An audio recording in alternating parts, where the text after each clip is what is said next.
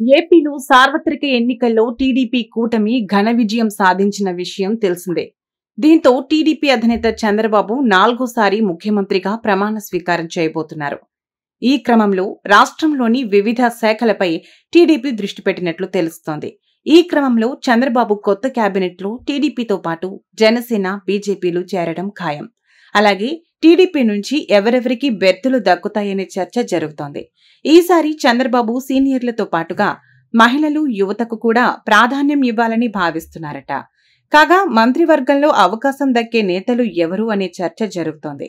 ఈ నేపథ్యంలో టీడీపీ ప్రధాన కార్యదర్శి నారా లోకేష్ రాష్ట్ర మంత్రివర్గంలో చేరనున్నారనే వార్తలు వినిపిస్తున్నాయి.